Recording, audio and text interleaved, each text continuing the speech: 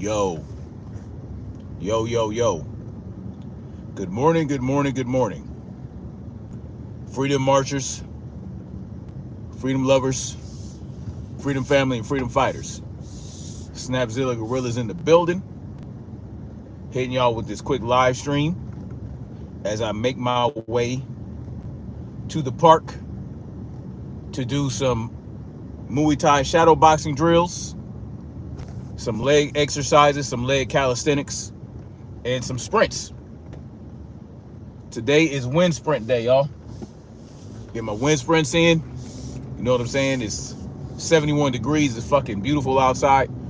Except they're spraying, right? They have decided that they're going to spray today. So, you know, it is what it is.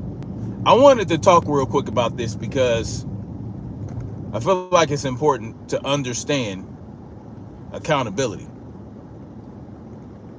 It's important to understand accountability, right? And in regards to boxing, there is a lot of that to go around that people are dodging and, avoiding.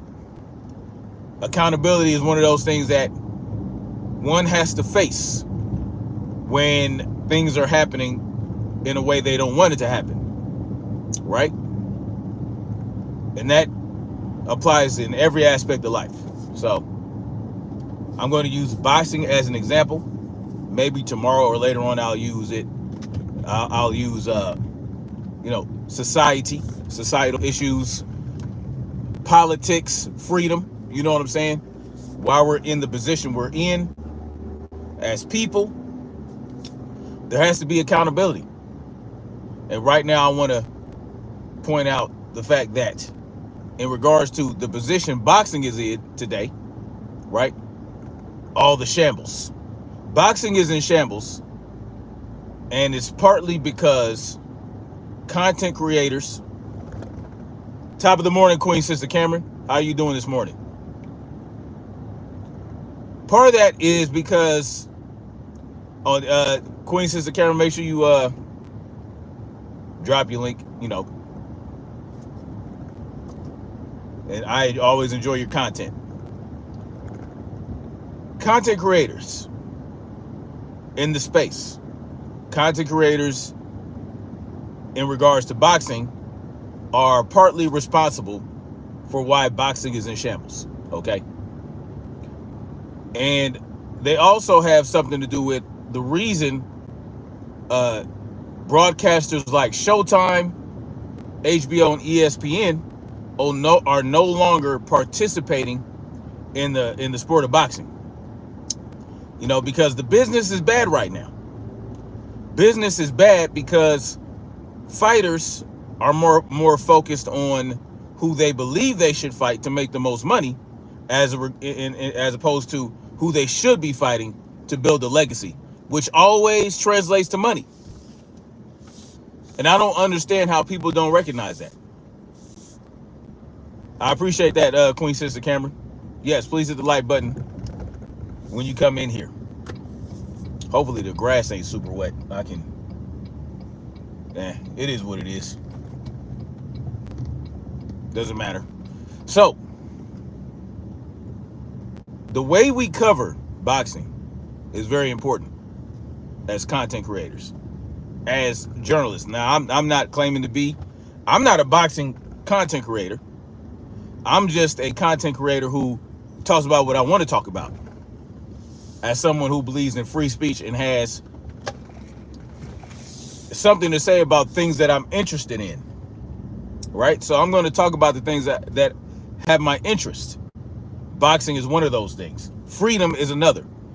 And you guys know, if you guys consume my content, I always point back to freedom and justice, right? I always point out the injustices and whatnot, and how people are stuck in their in the realm of cognitive dissonance, which keeps us stuck as a people. The way we cover content, the way we cover the things that we're interested in and put it out there is very important, right? It's very important, and The reason this is because we live in a society today where people go to certain content creators to consume content for a number of reasons, because they find that content creator to be entertaining and informative, and whatever the case may be, or they might be of like mind. They might speak to something that you're interested in, and so we have a responsibility when we put content out. We have to think about how this is going to affect everything that we are covering, especially if you have a huge voice. If you have a huge voice in the space in whatever you're covering, man, I mean, you don't understand how much influence you have as content creators. There's a whole lot of influence. Salute to Black Spring Autumn. Salute to you, Queen. Top of the morning to you.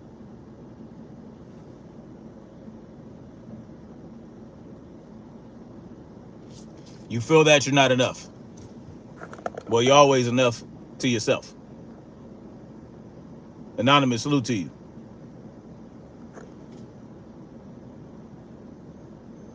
So, I always say that YouTube, right? YouTube is very influential over how things go in the world, right? Not just YouTube, but social media in general. How we behave in social media, what we put out there. Like I said, we have a huge voice. If you have a huge voice, you have tens of thousands to hundreds of thousands to millions of subscribers. You may not think that what you're saying does not have a great effect on what you're talking about, but it does. People are easily influenced these days. A lot of people in the world today, from young children to teenagers to adults, are very impressionable. There was a point in time when you get to a certain age, you're no longer impressionable, right? You ever heard the term, you can't teach an old dog new tricks? Well, you can teach an old dog new tricks in this day and age because of how they have shaped society, the elite class, because of the way the elite class shaped society to influence people. Now, when you're an adult, it's much more easy to influence you toward a certain direction, using propaganda, using misinformation, or spinning narratives and twisted narratives, and putting things out there that people are going to go around to repeat. Now, in boxing, it's very easy to do that, right? Because especially on YouTube, when people find your channel and you're covering boxing, and they might have an interest in boxing, and they want to know more about boxing, they want to know what's going on in the world of boxing, they want to know what's going on with this fighter and that fighter and this, they want to know what fights are coming up, right? They want to know who's challenging themselves, who's not. Daryl Anderson, salute to you. Salute to Daryl Anderson.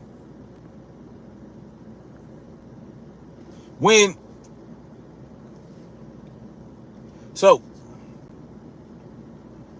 they want information. People are starving for information, and we are in an age of information.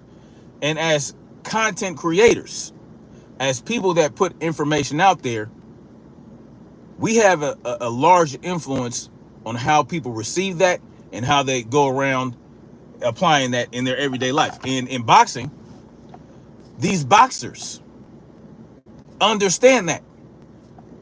The sanctioning bodies, they understand that. The promoters, they understand that. So you don't think that they frame how their fighters' careers are shaped based on how people are receiving them through the eyes of content creators?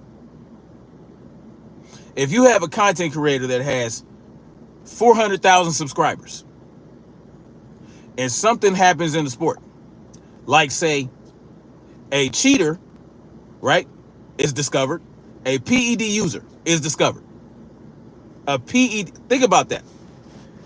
Someone uses PEDs in a boxing match against a person who's not using PEDs. And instead of everyone acting in unison, even content creators that don't agree with each other. The PED user, right, and drug use or performance enhancing drug use in the sport of boxing should have there should be one point of view towards that, which is that should not be allowed in the sport. Salute to realize. Salute to you. Good morning. Good morning to you. You will never bring back the lost sheep. No, Gabrielis, there's always a way to bring the sheep back. There's always a way to brainwash individuals whose minds have been made filthy by the propagandists. Right? All you have to do is wash their brain clean of the bullshit they've been fed. Right? See, they weren't brainwashing. When you wash your brain, when you cleanse your brain, you have clarity. What they have done is mucked up people's brains with the bullshit they put out. So when it comes to PED usage, there should be one voice amongst everyone. Everyone should act in unison toward a drug cheat and towards PED usage in the sport of boxing as a whole. But what do we get? Why is there controversy when someone pops dirty? Darrell Anderson says facts 100%. Taking the side of a racist drug cheat or anyone is straight brain rot. Absolutely. Plaster gloves, stacking, manipulation with the cutting the thumb attachment off so you can poke people's eyes and do all this weird shit. When we discover cheating in the sport of boxing, everyone should act with one voice to say this shit should not happen. But what do we get? We get controversy. How do you get controversy when you discover someone cheating in the sport of boxing? When you know that even when there's not cheating, a fighter could die. A couple weeks ago, 2 Japanese fighters passed away in separate fighting events. 2 within the same week. Now, in Japan, they do things the way they do things, right? They may or may not get drug tested. They may or may not. They can stack their gloves. They can stand in front of you like Jin Sasaki did, standing in front of Brian Norman Jr. to be a target. Even when he's in the high guard and has his gloves stuck to his head and he's getting wailed on, you don't think that there's damage with that? You're mistaken. That's why I don't glue my gloves to my head when I'm sparring or something like that. Fuck that shit. Anyway, fighters die. I talked about a Nigerian fighter a couple months ago. No one else talked about. No one talked about this Nigerian fighter except for a couple guys. There are a couple people, but you would think that when fighters die, you would want to make an example of that. You would want to blow that out of proportion, so to speak, and highlight it. Like, look, fighters die. So when you have cheating in the sport of boxing, whether it's a drug cheat, whether it's plaster, whether it's stacking, which creates plaster also, whether you got funky business going on with your glove, whether it's you're poisoning somebody's water, these things should not be acceptable to any degree whatsoever. America is dying slowly. Asked Vax. No. Linemen are much more likely. Yeah. Well, I mean, they take a lot of damage. Darrell Anderson says, in my opinion, every athlete should be on 24/7, 365 drug testing. Not signing up for that or resisting that is snitching. I mean, that is where I stand. Prioritize health and education. Cullen Linder says, educated gym environment. It is responsibility on the individual to make the right moral decision. And guess what, Colin? Content creators are individuals as well. So here's the problem. When you have a drug cheat in the hell's that noise? When you have a drug cheat or any cheat in the sport of boxing, there should not be any controversy. Everyone should be speaking with one voice against that cheater, especially if it is known for a fact, okay, that motherfucker's a cheat. But what do we get? We get controversy because we might not like the fighter that he cheated against. Oh, we don't like that guy, so we're gonna make excuses. We're gonna cop pleas for him.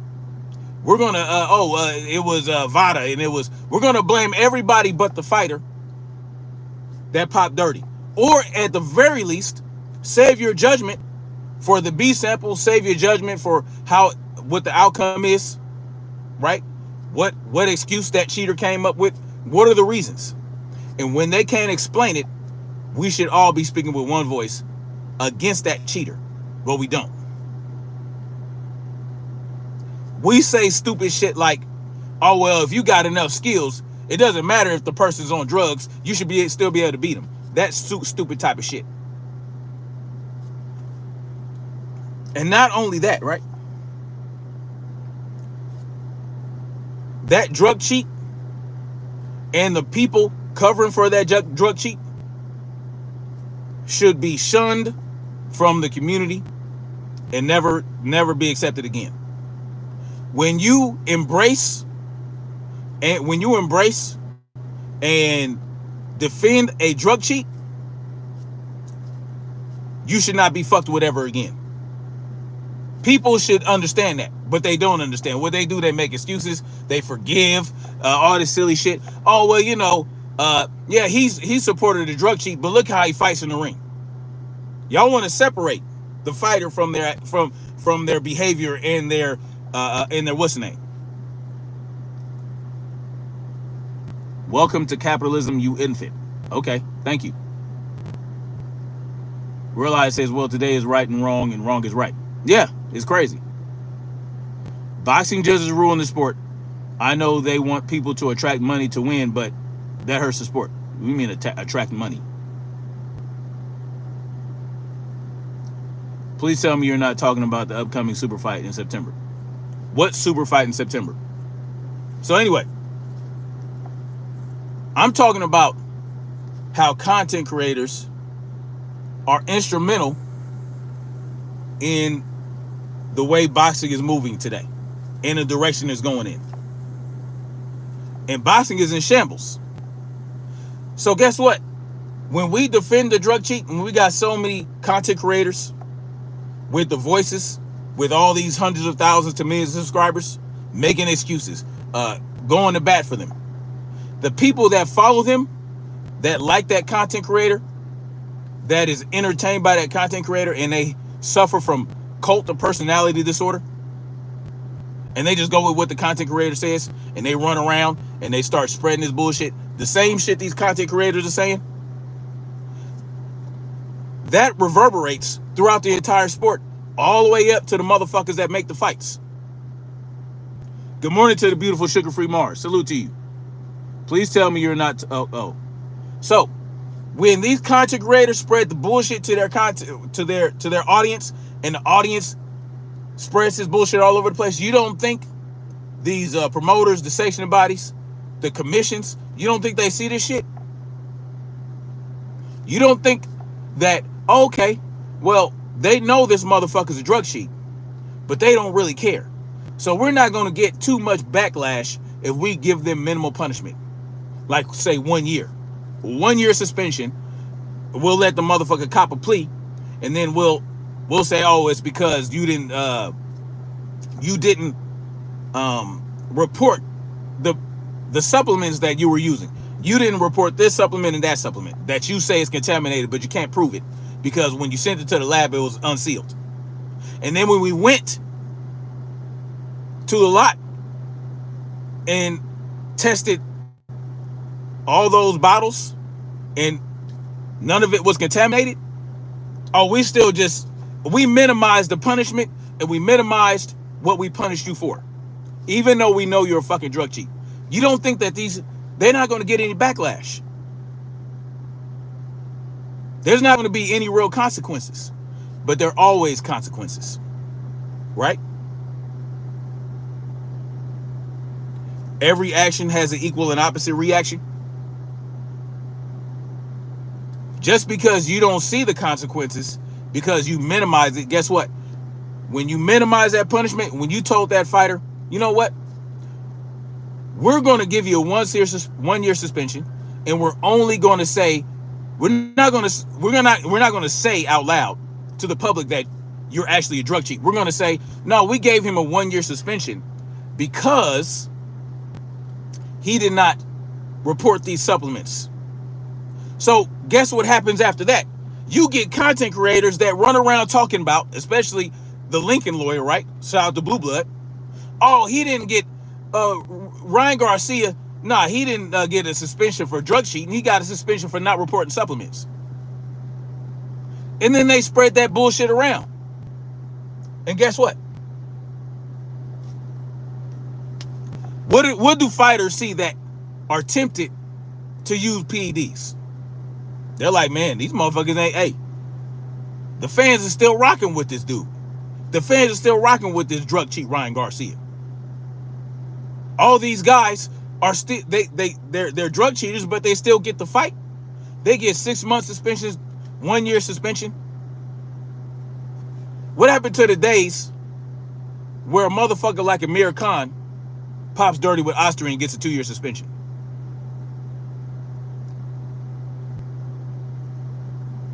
What happens? What happened to those days?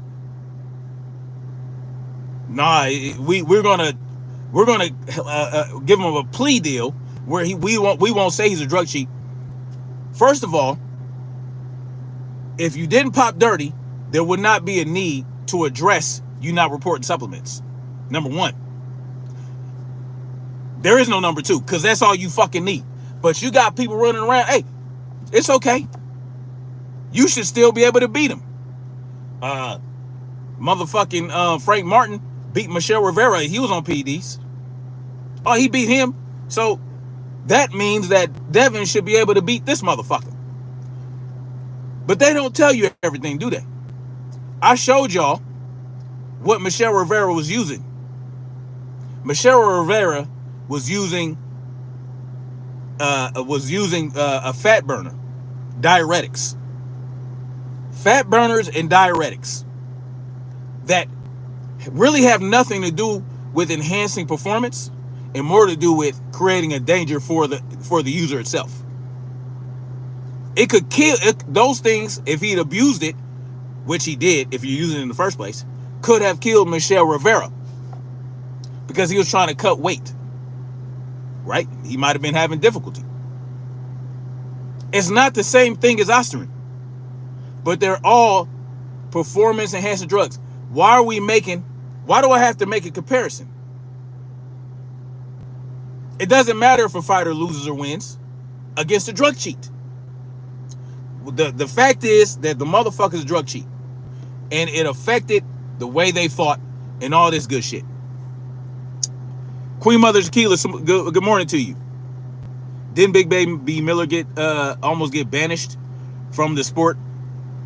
Yes. As he should have. Multiple times, didn't he? Didn't he get caught multiple times?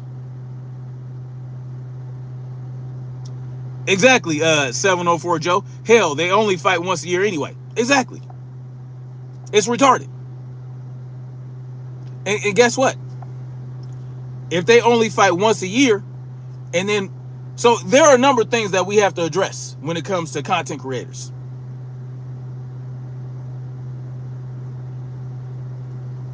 Which is the drug cheating. Which is, you got Tim McCoon Bradley coming out. You got Auntie Schofield coming out. You got all these people coming out. Drug cheating is not a real problem if you have the skill, right? Oh, it was only a little bit. Oh, it was only a little bit of PEDs. It wasn't a whole lot. It was just a sixth of a millionth of a thousandth of a picogram. And then you got content creators pushing that bullshit. And instead of digging into the research to find out, well, if it came out in the urine, it came out as waste. Waste. That means that what they were using whittled down to the waste product that you found, which are the metabolites, essentially. the metabolites and all that shit. That means after the shit was used, your body did what with it? It discarded it. It sent it through the what they call that thing. So you got the digestive system, you got the lymphatic system. The lymphatic system filtered it out, put it in your goddamn urine, and you peed it out. By the time it gets to your urine, you're only getting so much. But they're not going to tell you that. All they're going to tell you is, oh, well, only this much came out, as if that's what went in the first place. No, a larger amount had to have been used in order to get the smaller amount. Sugar Free Mars says, and what happened to all the pressure the boxing world put on the real big baby when he popped? That shows you sport doesn't give a fuck about cheats. It doesn't. Yes. So if you're a drug cheat and and you're cheating against somebody they don't like, doesn't matter. Or if they like that fighter, or if they like the camp that the fighter's in, like the Reynoso camp, it gets glossed over. Very few people cover it. I'm not even a boxing creator, and I covered more of the fucking Reynoso than most of them content creators out there. Most of the boxing content creators. Of course, you had your normal suspects that covered it and tried to highlight it, but if no one gives a fuck, because the fighters, the content creators with the larger voices that get boosted by the algorithm, that gets boosted by the all these other entities within boxing, they get most of the exposure. You know, get what I'm saying? So when it comes to drug cheating, that is number one reason why these content creators need to be held accountable. Because if a motherfucker gets caught cheating and you cop pleas for him and you make excuses and you have hundreds of thousands to millions of subscribers and you're so out there to the point where the zone hires your monkey ass, Showbiz the man child. Listen, this motherfucker is on the zone now. The same motherfucker that defended Ryan Garcia to no end. And guess what happened? That level of influence is very key in the sport. That's why they hired him at the zone, because guess what? This motherfucker, Showbiz the man child, has what? Influence over the masses, over the audience in the sport of boxing. BFTB was talking about a cult yesterday. And one example to show that what I'm talking about is real is that Mag 7 came from watching Showbiz the man child. Showbiz the man child said something that Mag 7 said, and guess what? He was validated. His life, he was free as a bird. He felt validated. He felt like he was correct because Showbiz the man child, a drug cheat, racist drug cheat supporter, says something that he agreed with. Showbiz the man child talked about making running rules, no running rules in the sport of boxing. And then guess what happened? Everybody started running around calling people runners. Oh, that's going to affect Devin. That's going to affect this fighter, affect that fighter, affect this fighter. Turkey Al-Sheikh then said, ain't no more Tom and Jerry bullshit, right? And then guess what? He got the backlash, as he should have. And he kind of eased up on it and tried to act like he was trolling.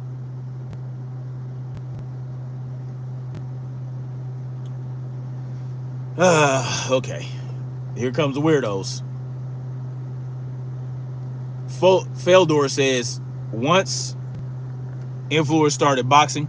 No, we're not blaming it on that. No. No. These motherfuckers were wilding out before that. Desiree Oliver says, Victor Conti. Ah, yes, El Chapo.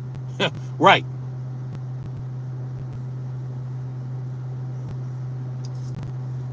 No, fuck that. So that's just with the drug cheating, right? Yeah, Sugar Free Mars. We're not tolerating the rainbow activity today. No rainbow activity. So with the drug cheating, what did we have? We had all these content creators because they didn't like Devin.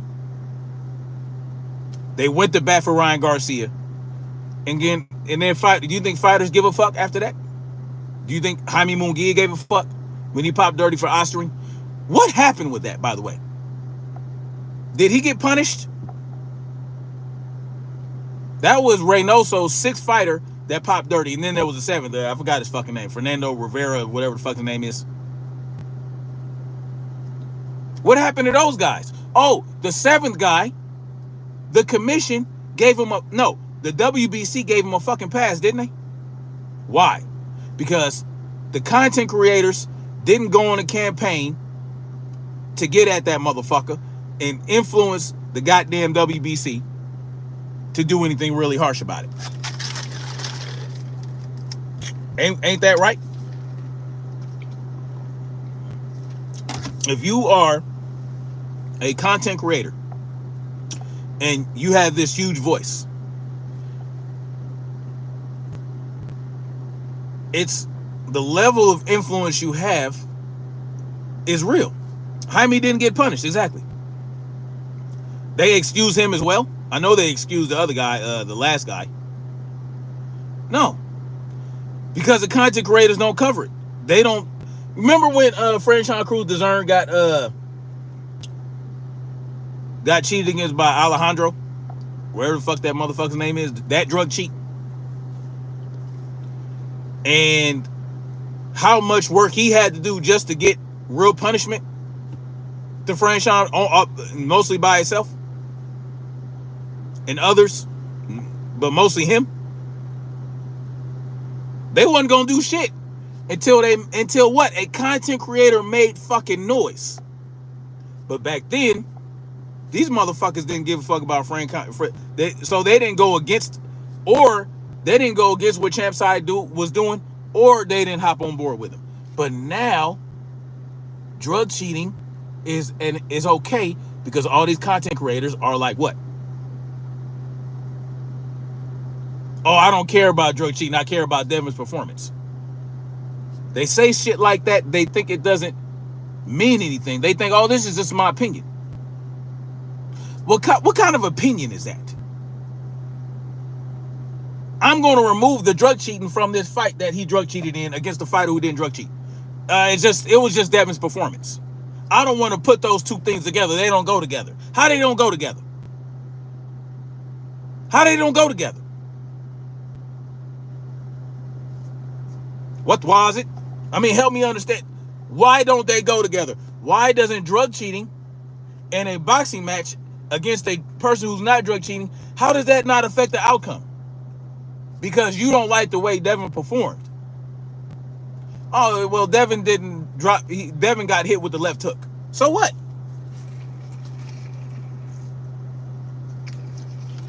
So that's just with the drug cheating. What about how a fighter moves throughout his career who's supposed to be an elite fighter? He's supposed to be elite. Dazzling knockouts. He's just so entertaining. He has tattoos and hair braids and all the silly shit. But how is he moving throughout his career? Does he deserve to be looked at as an elite fighter? If these content creators don't highlight that, look, man, this fighter, yeah, he has a 90-something% KO ratio, but against whom? Who is it? Who is it on his resume? When is he going to fight somebody? When is he going to step up in competition to really test whether or not he's a killer? Oh, he's not? Okay, that's okay though. We just want somebody to stand in front of him so we can see the knockouts. Who pushes this? These are what content creators push. They push this, and the casual fan base, they accept it. Because they think that content creator knows what they're talking about. And the content creator might know what they're talking about, but they are manipulating you because they want that fighter. They built their channel on those fighters' backs. So if they change up, if they are honest about it, well, then they're looked at crazy, right? Are you switching up? I saw this in politics. You see this in politics all the time when your favorite president is under attack, right? You see it. There's this coon, Brandon Tatum, who was upset. Now he's a staunch, die-hard Donald Trump supporter. But when we had the pandemic going on, when we had the Modelo 19 pandemic, Donald Trump signed a $6.2 trillion bill. Okay, a transfer of wealth from the people to the corporations and the government for $6.2 trillion. Brandon Tatum stepped out of himself, got real about it, and called Donald Trump out. Man, they went in on him. His supporters went in on him so hard, he had to switch back.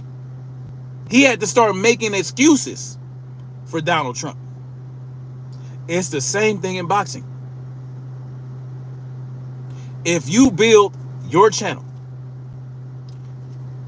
on a fighter's back, and they see, okay, this guy is going to bat for this fighter or that fighter every day, all day, every day, right? And they even go after other fighters that are doing better or challenging themselves more. They tear down other fighters to build their fighters up. Daryl says it's mainly hate for any black fighter on their way to greatness. It's sad to have that much hate in your heart, for real. It is. It's very sad. So, many content creators are on the payroll. And you know what? It might be that. It might be that. But this is why boxing is in shambles right now. Don King wasn't the problem. Don King was a problem, actually. Yes, he was. Salute to Irma Herrera. So, listen, man.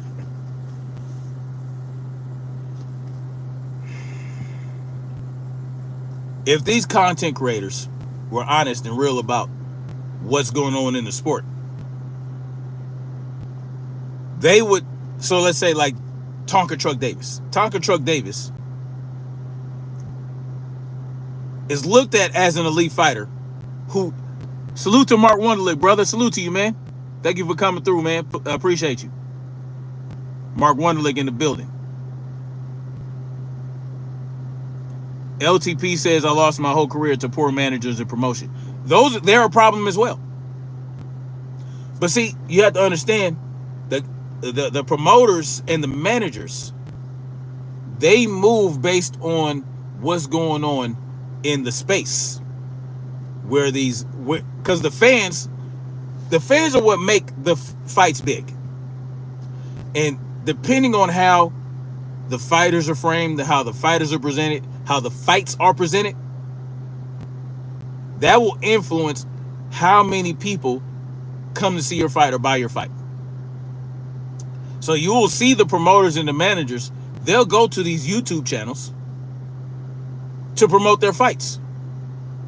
But they'll go to specific YouTube channels that they know will push their fighter in any way that they see fit, right? Any way that they want them to, essentially. Like, I'm going to go to this content creator because they're favorable to my fighter, or they're less favorable to my fighter's opponent.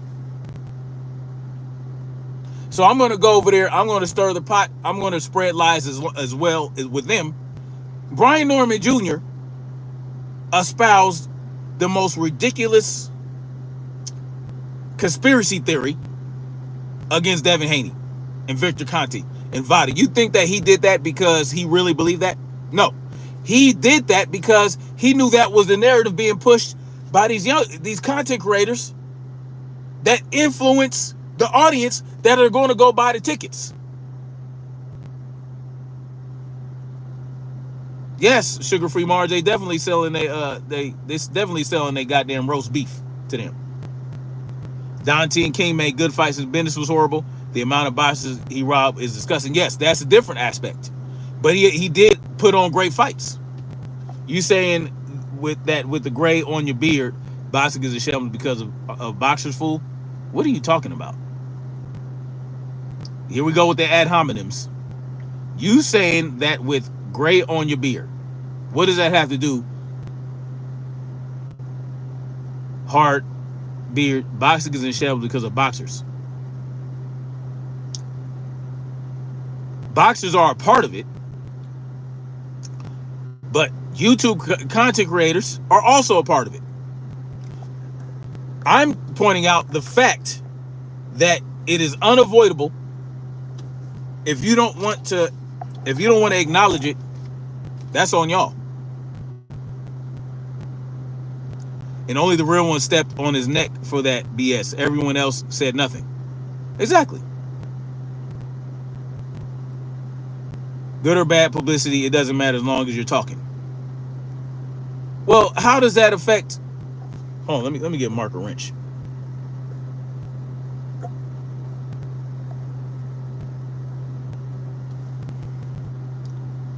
Good or bad publicity. That is one of the most ridiculous, in my opinion.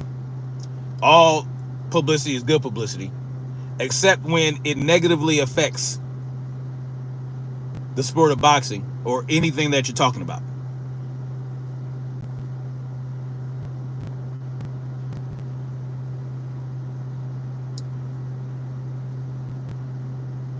Cullen Linder says social media rewards enhanced looks over clean competition. I agree with that. Lawrence the Grinder, salute to you.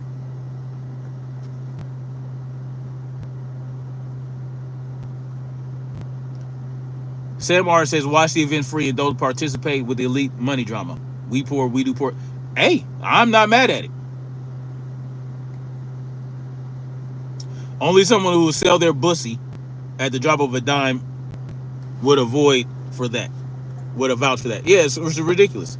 Daryl Anderson says the Normans had to be put in check for what they did. They had conspiracy. I mean, they ran around doing that shit. To whom? The content creators. They went to content creators pushing this bullshit, and guess what happened? Now we're talking about Devin and Devin and Terrence Crawford are secret drug cheats working with Vada and Victor Conte to make everybody else look like drug. It's ridiculous. It fuels this bullshit. It fuels it. Mark Wonderlake says some feuds can even think for themselves. No, they can't. And that's the problem, right? That's the problem. I mean, in society today, grown adults, they don't know how to think for themselves. They don't know how to think critically. Like this guy, Prophet07 tells me to get a job. It's Sunday. It's Sunday morning. And you're telling me to get a job. This is the type of shit. Don't nobody block them or anything. I want people to see the ridiculous shit people say. That's why I believe in free speech. Let them talk. Let them, unless they're doing that rainbow shit, I'm going to be a hypocrite when it comes to the rainbow. When you come at me with that rainbow shit, I'm not tasting. Y'all can go taste the rainbow somewhere else. Y'all can go spam somewhere else and be a bot somewhere else. Other than that, we're gonna let people talk. But don't come with that freak daddy shit. I ain't gonna be able to do it. I'm gonna be a hypocrite in that regard. CW says, well, Devin team pushed that on Norman. How did they push it on Norman? How did they push that on Norman? So guess what happened? You can also use social media for good. So what did they do? They created some drama. Yeah, did Bill and Devin create some drama? To push people to want the fight, to push the Normans to make the fight happen? Yes, they did. Did Bill piss off Brian Norman Sr. by telling him, yeah, we had a conversation, and I told you we was going to look out for you. I told you we was going to make it happen for you. Did that piss Brian Norman off? Yes. Did it say yes? That was before the fight was signed. So after the fight is signed and you go around pushing this bullshit, how does that sell the fight? Making up conspiracy theories that Devin and Victor Conte and Vada, or not making it up, but pushing it. How does that sell the fight? How does that not sold out in the fight? How does that not make one apprehensive about even taking the fight seriously? Oh, well, Brian Norman might end up getting drug tested and popping dirty, and then Devin is going to set him up. And no, that doesn't sell the fight. No. It wasn't the Normans who started the narrative. I know it was Boxing Ego, yeah. My point exactly, Marcus Thomas. What did I say? I said they went to the content creators and pushed these narratives. The narratives that they heard from what? Content creators. Thank you for making my point. Yes. Boxing Ego was not the first to put it out there, but he was one of the first. They took it and ran with it. In concert. Boxing No Go, Punch Dumb, goddamn motherfucking Showbiz the Man Child. All them cats. South Sucker. Content creators. Yes. Lawrence the Grinder, salute to you. He drops his $10 super chat. Says, the only thing I do feel tank on is how mass boxing media treats high black fighters that do everything right, like Devin, Bud, and mostly Shakur. But oddly Tank does it, shaking my head. Well, again, these guys are leading by example in the sport, how one should move in the sport. How one should move, right? You should advance. You should take on more challenges. You call yourself an elite fighter. You look at yourself as one of the best. Well, you have to behave like one of the best. You have to put yourself out there like one of the best. You got to risk your You got to risk losing to challenge yourself. That's the point of taking on a challenge. What? Yeah, these motherfuckers got the rainbows going on like nobody business. The official comment says, okay, we need to know what made sell dope come out of your mouth. What's really sell dope? What are you talking about? I didn't say anything about selling dope. The boy got a hissy fit over early drug testing. Yeah.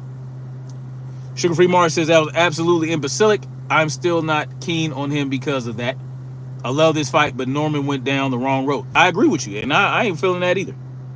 Sugar Free Mars dropped the super chat. I appreciate the $5, Queen. Support for the king. I appreciate you. Much love to you. Thank you. I mean, Daryl, that's the issue. They didn't agree to. What do you mean they didn't agree to extra testing? No. They did agree. They did agree. They agreed to it. That's why they actually did it. They did it. They agreed. The problem is they tried to get a 2-week delay because he was on vacation and didn't want to be bothered. Well, can we just wait 2 weeks? Nah, motherfucker. They did agree to it when they signed the contract. And that's one thing that Brian Norman did say after all the bullshit. Oh, well, I didn't realize it was in the contract. Y'all just mad Tank Davis don't care what y'all think. He's going to make millions. Nico, you got it wrong, brother. He don't care what his fans think. Because we're not mad about it. We just want him to drop the belts and stop acting like he's an elite fighter. That's all we want. Drop the belts, fight Jake Paul, leave the division, and if you want to come back, you got to start over like everybody else would. Yes. That's all we want. He don't care what y'all think. Because y'all Tonka Truck fans and Tonka Truck content creators are more upset because why? Y'all sold the dream that Tonka Truck Davis was going to fight Shakur, T.O., all these other fighters. So you had to save face. So yeah, you're going to act like you're upset about this. And then Tonka Truck told y'all to shut the fuck up and be a fan. He didn't tell us that. King 11 asks if I'm Muslim. I recited the Shahada when I was 13 years old.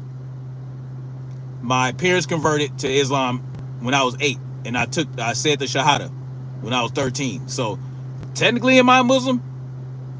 Yes. I'm not practicing though. But it's a kind of a gray area because you're supposed to be when you say the Shahada, it's supposed to be under your own free will, right? I was 13 years old when I said the Shahada. And I started practicing Islam from age 13 to about 16. So, technically, am I Muslim?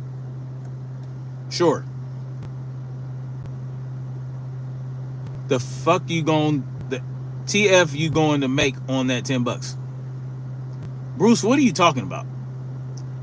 You mad because somebody gave me $10 to support the channel? I'm confused. True fans want to see Tank versus Jake. Everybody will be tuned in. What do you mean? True fans of what? True fans of Tonka? Sure. True fans of Tonka Truck are going to ride and swing from his nut hair no matter what he does. Yeah, they're gonna be swinging. Y'all gonna be swinging from his ball sack and swinging from his nut hair and all that other shit. Y'all gonna be riding his dick all the way through to the Jake. Yeah, whatever he's doing. Bruce says blabbering. Okay, thank you for your input. I appreciate that, Bruce. Oh, you was talking to Neo? Oh. All right, cool then. Tank versus everybody? I know, that's how y'all feel about it. I know. CW says Tank is not a competitor. We already knew that. Okay, so then I agree. So then guess what? Content creators should treat him as though he's not a competitor and like what he really is. A clown fighter in the circus.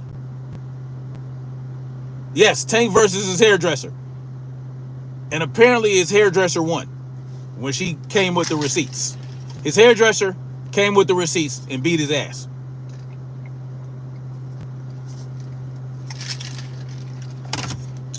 Daryl Anderson, and the reason they're this way is because these content creators have convinced him that Tonka Truck Davis is something he's not.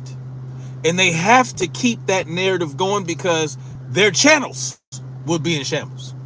So, yes, while they might up front say, oh, we don't like this fight, they always add a caveat. Right? I don't like this fight, but it is big business. It is good business for the sport. Knowing good and goddamn well it's not good business for the sport.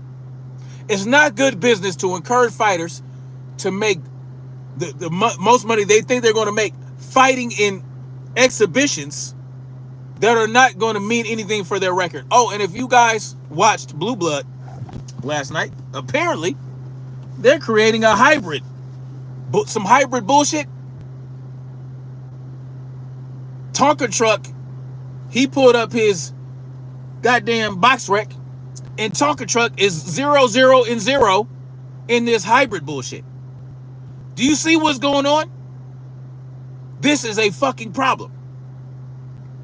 So what does that mean? That means that fighters can jump in and out of the motherfucking goddamn box. What are we doing?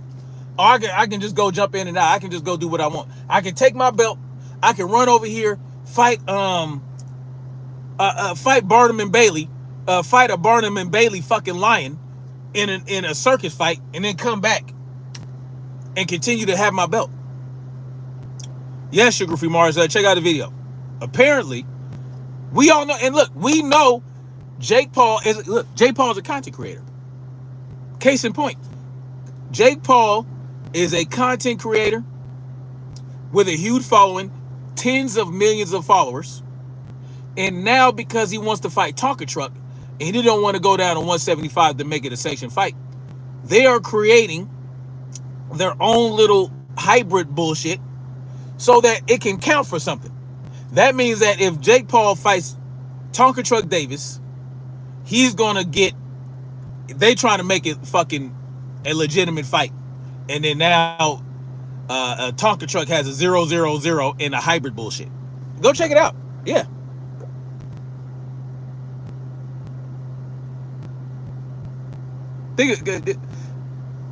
Bruce says, how do you know what he looks like locked in? Oh, you talking to somebody else. Yes, Tyson versus Paul was complete horseshit, and we all know it. Yes. Shambles. Sugar-free Mars. And that's really what prompted me to make this goddamn live stream. Lawrence the Grinder salutes you, drops another $5 super chat. People need to throw away their ideals for Tank and accept him for who he is. He's got the skills, not the hunger. Exactly. But it's not going to matter anymore because guess what? Because of content creators, we are now going to have a league where fighters can fight anybody in any weight class, have it count towards a record. They have made and created a whole nother system for these exhibitions.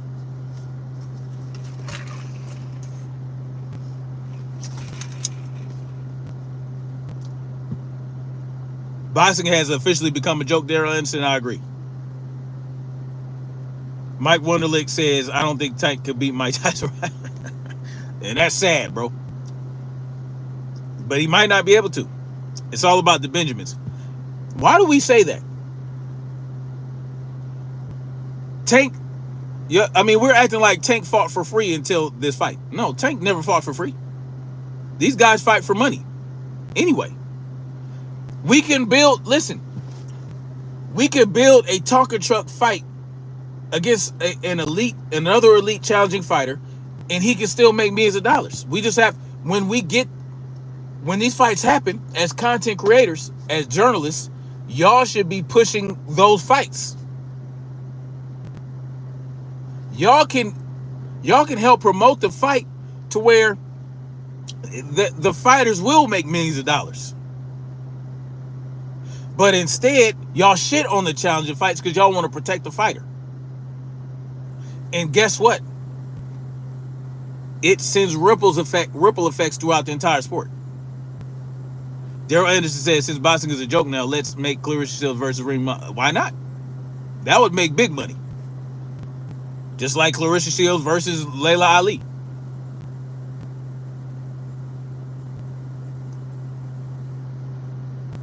Newsflash, the hypocritical cynic says, newsflash, respect for anything has become antiquated. I don't know if there is a copy of the Constitution in the White House. It might not be. But the Constitution, I mean, it's a paper tiger. Igno Ugno says, come on, man, $1 million for a difficult fight or $10 million for an easy one. Tonka truck will not be making $1 million ever again in his career. No matter if he fought Shakur Stevenson, it would not be for $1 million.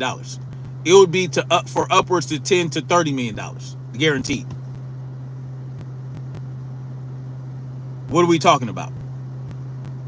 No, Tonka truck wants to fight in he doesn't want to fight in a challenge. He claims he doesn't care about belts. But you would think that Shakur, how much more money is he going to make with Jake Paul than if he fought Shakur under Turkey Al-Sheikh? Sugar Free Mars says, bussy talk. Like I said, assumes that stands still, sell that bussy. Yeah, exactly. Yes, Turkey had $20 million for Tank to fight Devin. So, $20 million, how much is he making against Jake Paul? We have no fucking idea. We keep hearing these different numbers. We don't know. Anyway, I mean, these boxing, listen, Jake Paul is an influencer. Jake Paul is a great influence on women's boxing. But he's a horrible influence on men's professional boxing when he tries to insert himself as a professional fighter that wants to be taken seriously. Jake Paul wants to be taken seriously as a fighter, so he keeps trying to fight these guys and he wants it to be a sanctioned fight no matter what. Like Mike Tyson was a sanctioned fight.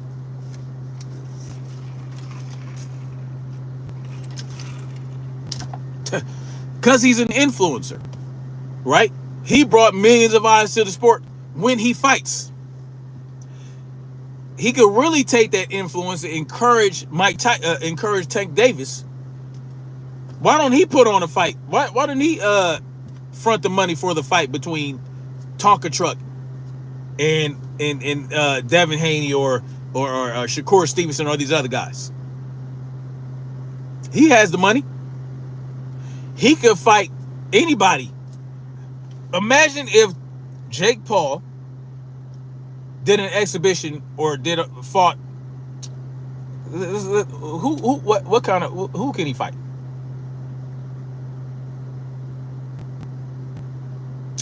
Let's say Jake Paul fought Moses Atama.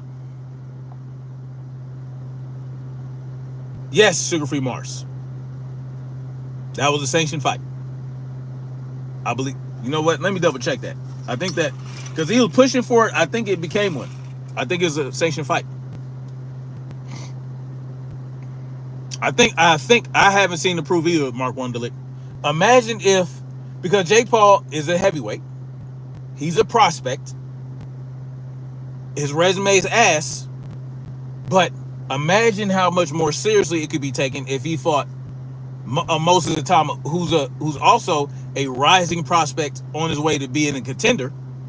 Not a contender quite yet, or a challenger. Imagine if they fought. Now, would Moses Atama starch him? Probably, because he's faster, he's quicker, he's more agile, he's a better boxer. But he's still relatively young in the sport. Imagine if that was like, maybe make that the headline, and then put Tonka Truck versus Shakur, or Tank versus Devin, or Tank versus Teofimo Lopez as a co-main. Or if Tonka Truck wants to bitch and complain about being a co-main, make him the main and make Jake versus a real heavyweight. That would be better for the sport than Jake Paul fighting Tonka Truck. That would be a great fight. That would be a great card. Imagine Jake Paul versus Atama or somebody, or someone on that in the rankings of that, right? Because to me, I thought what's his name, Dillian White would be a better test for Atama, but Dillian White laid down for that motherfucker. So imagine if Jake Paul fought Moses Atama and had Tank and Shakur, Tank and Abdullah Mason, of course after he beat Snokes, or Tank versus whoever on the undercard or as the main, and he could be the undercard, and then he had the ladies. Imagine if he had the ladies in there. Alicia versus Amanda Serrano. Not Katie Taylor. I don't want to see that shit ever again in life. Imagine that. And then you go down the list from there. And then you have your women fighters. So maybe he could do that every time he put on a card. Have him versus a real heavyweight versus someone in the smaller divisions like an elite fighter versus another great challenge. And then have the ladies on there. Or have the ladies in this, you know what I mean? There'd be different ways you could do it. That would be better for the sport than Jake Paul fighting Tank. Anyway, let me go on ahead, man. Let me go on ahead, y'all. Let me go ahead and get my workout in. Let me go ahead and finish. I gotta get my sprints in. I gotta get, you know what I'm saying? They won't fight unless he can sell the opponent. He can sell the opponent. The problem is that he's trying to sell opponents that are not boxers, or that are washed up, or that are old, or that are not boxers, or that are MMA fighters or whatever. If he fought a legitimate heavyweight, if he fought a legit heavyweight that he really had to train hard for, because he's an influencer with the millions of followers, and they're always going to watch the fights. He's always going to have a certain amount of people watching the fight, but he showcases elite fighters in other weight divisions that are at the top. Unifications, mandatory defenses, everything, high-ranking fighters. Yes, he would lose. Probably, yeah, he would lose. But he has to start somewhere. Yeah, you know what I mean? You have to sell the card. Jake Paul can always sell himself. But the people that he brings are only going to watch him fight until they see some real shit. And then other content creators get together and they say, look, this is going to be a great card. But no, we're not doing that. We are highlighting, we are pushing, and we are supporting, and we are uplifting mediocrity in the sport. And that's what we're going to get. Anyway.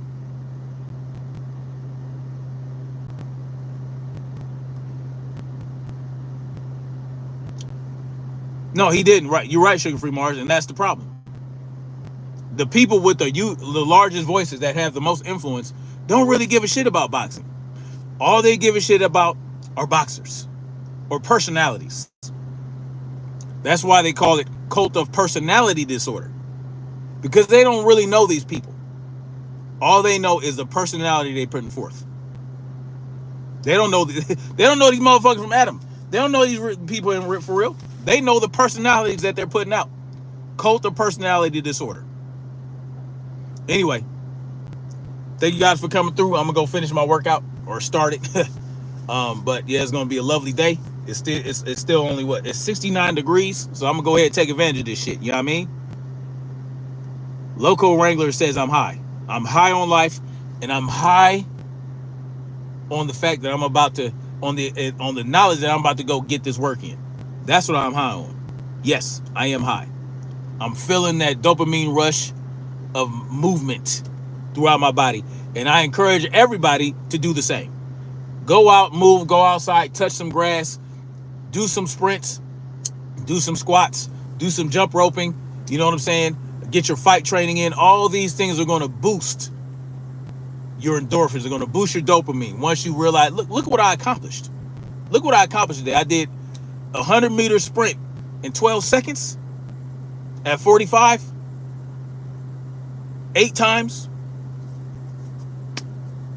Man, quite the accomplishment. So feel good about what you're doing, and the best way to feel good about what you're doing is through movement. Anyway, Jake gonna pay me off. I wish he would. He can pay me, but it ain't gonna go like he wanted to go. He says I'm baked. Okay. Anyway, much love. Like, share, subscribe, people. Go out there and move. Make sure you go out there, get your movement in, get your exercise in, get your resistance in. Fellas, if you want to boost your testosterone, you got to sprint. You got to do some squats, resistance training, fight training. All these things will help you. At 45 years old, I ain't on TRT. I ain't on none of that. I'm still operating off of my natural testosterone levels. You feel me? I eat a lot of beef. Yesterday I had some goddamn I had a blend of liver. It was 25% liver and 75% ground beef. And when I ate that, man, that shit was, I was like, man, this shit feel good. You know what I'm saying? Anyway, I'll holler at y'all later. Oh, you just turned 25. You turned 45 in one day? Well, happy birthday to you tomorrow, brother. Salute John. Salute Brandon. Sugar Free Mars. Daryl Anderson. Mark Wunderlich. Queen Mother Shaquila. Queen Sister Cameron. Queen Black Spring with Autumn came through. Loco Wrangler. Salute to you as well. Brandon Carlisle. Salute. Well, the Liver King, I ain't about to eat no raw goddamn liver now. And trust me, I had to season the shit out of it. Oh, salute to Mark Wunderlich being 51. I hope you out there moving as well. I hope you out there getting your exercise in. No, I had to cook it. I didn't cook the shit out of it, but I seasoned it like a big dog. You know, I ground it up. I put some taco seasoning on it. I made a little burrito out of it with some sour cream and some guacamole. So trust me, I ain't just trying to eat that thing. Yeah, no, I ain't the liver king now. I recognize that sometimes you need that in your life. Anyway, much love, like, share, subscribe. And no, I did not see Rampage Jackson's sons. Did, but I'll look it up. Anyway, holla at y'all later. And remember, if you are an influencer, you have a responsibility and to the information you put out there to the people. You have to be accountable for what you do. And if you understand that and still are up on the bullshit and are down with the bullshit anyway, that just shows you who you really are.